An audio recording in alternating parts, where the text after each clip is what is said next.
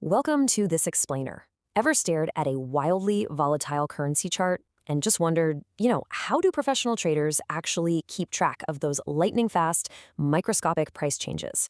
Well, today we're diving right into the chaotic reality of the currency markets to introduce you to the absolutely essential, standardized tool you need to navigate them, the PIP. If you're looking to stop guessing and actually start measuring your risk and reward properly, you are definitely in the right place. Okay, let's run through our agenda for today. We've got 1. Anatomy of a pip, 2. The Japanese yen exception, 3. Pipettes and fractional pricing, 4. Calculating your pip value, and 5. Pips in risk management. All right, let's get into it. Section 1. Anatomy of a pip, the Forex penny. So what exactly is a pip? It stands for percentage in point, or sometimes you'll hear price interest point. Basically, it's the smallest standard unit of price movement in a currency pair, and it's almost universally used by traders to calculate profit and loss. Honestly, you can just think of a pip as the penny of the Forex world. Because currency prices fluctuate in incredibly tiny increments, traders desperately needed a standardized way to measure these movements. Saying the market moved a few fractions of a cent is just confusing, right? But saying it moved 50 pips, that's a precise, universally understood metric. Now take a look at how the price anchors directly to that fourth decimal place. For the vast majority of major currency pairs, like say the euro trading against the US dollar, the pip is practically always going to be that fourth digit after the decimal. So a movement in price from 1.1050 up to 1.1051 represents exactly 1 pip. I know, it seems like a minuscule, almost totally irrelevant shift, doesn't it?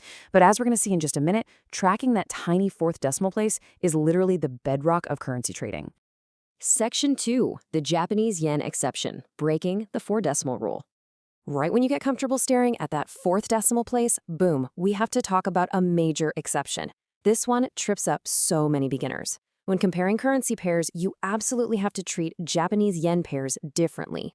On standard pairs, like the euro to the US dollar, a pip is that 0.0001 mark. But whenever you're dealing with yen pairs, like the US dollar against the Japanese yen, the pip is actually the second decimal place. That's 0.01. And why does this matter? Well, entering a 50 pip stop loss as 0.0050 instead of 0.50 on a yen pair throws your risk off by a factor of 100. No way around it. That is a mathematical disaster waiting to happen. So the crucial takeaway here, permanently burn this number into your memory, 0.01. Whenever you are trading any pair involving the Japanese yen, you are looking at the second decimal place to count your pips. Whether you're setting a stop loss, taking profit, or just calculating a spread, you've got to remember this specific decimal shift. Section 3. Pipettes and fractional pricing, going microscopic. As trading technology evolved and transaction volumes just skyrocketed globally, brokers wanted to offer even tighter, more accurate spreads to traders. So to do this, they introduced the pipette. A pipette is simply a fractional pip, representing exactly 1/10 of a standard pip. It typically shows up as the 5th decimal place on standard pairs or the 3rd decimal place if you're trading yen pairs. It just adds an extra layer of granularity, giving you a really precise look at market movements. Check out this color-coded breakdown. We start way over on the left with tens of thousands of pips, moving down to thousands, hundreds, tens, and finally the single pip right there in pink. But look at that final gray digit on the far right. That 0.3. That represents our microscopic fractional pip, the pipette. It takes 10 of those tiny gray pipettes to make up just one of those pink pips. Now, out in the wild on a live trading platform, you won't always see the pipette displayed in the same large font as the rest of the price. Instead, you'll see these tiny superscript numbers at the very end of the price quote. A little 1 or an 8 floating slightly higher up. Those are your fractional pips. If you're somewhat new to this, it's generally best to just focus on the large numbers, the core pips, and just be aware that the tiny superscript number is there for high frequency or algorithmic precision. Section 4. Calculating your pip value, attaching real money.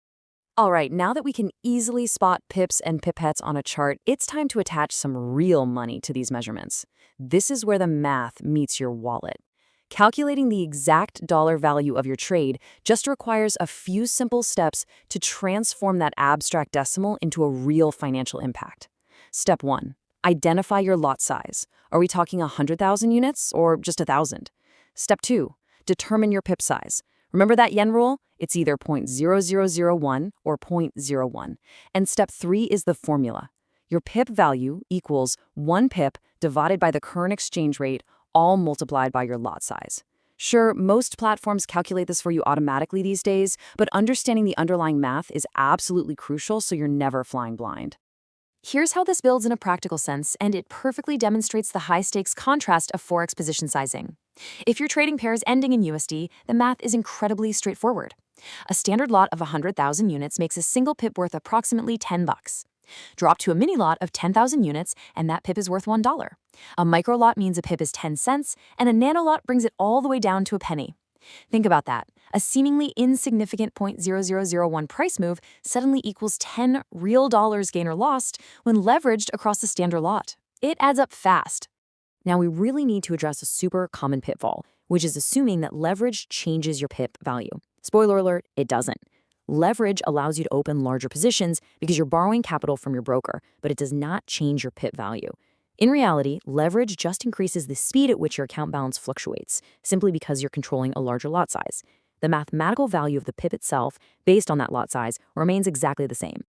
Section 5. Pips in Risk Management, your ultimate shield. For this final piece, we're shifting the pip from a passive mathematical measurement into an active shield to protect your capital. By building your trades with strict pit-based parameters, like a 1-to-2 risk-to-reward ratio, you basically guarantee that your potential reward always outweighs your calculated risk. Take this straightforward example. If your entry price is 1.2000 and you set your stop loss at 1.1950, you are risking exactly 50 pips. To maintain a disciplined 1-to-2 ratio, your take profit must be set 100 pips above your entry at 1.2100. Thinking purely in pips rather than just arbitrary dollars completely removes the emotion. It replaces it with pure objective strategy. This formula right here, it's basically the holy grail of risk management. It allows you to mathematically ensure that a losing trade never blows up your account. Let's walk through it together. Step 1. Determine your account risk in dollars. Let's say you have a $10,000 account and you want to risk 1%. That's $100. Step 2. Determine your stop-loss distance based on your chart analysis, say 50 pips. Step 3. Calculate. You divide your $100 risk by those 50 pips multiplied by the pip value. This gives you the exact lot size you should trade. That way, if you hit your 50 pip stop-loss, you lose exactly $100, not a single penny more.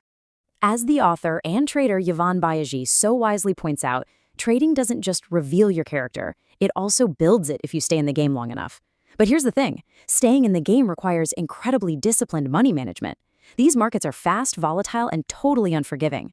Applying exact pip calculations, sizing your positions correctly, and setting firm stop losses is literally the only way to avoid the emotional pitfalls of overtrading, fear, greed, and guessing. A solid understanding of pips is for sure what separates the gamblers from the actual professionals.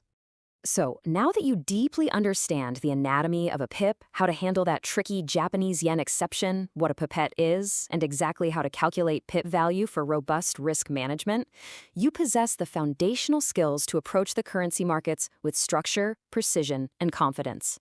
The math is finally on your side. So, are you ready to calculate your next move? Thanks so much for joining me on this explainer. Keep those decimal places in check, and I'll catch you next time.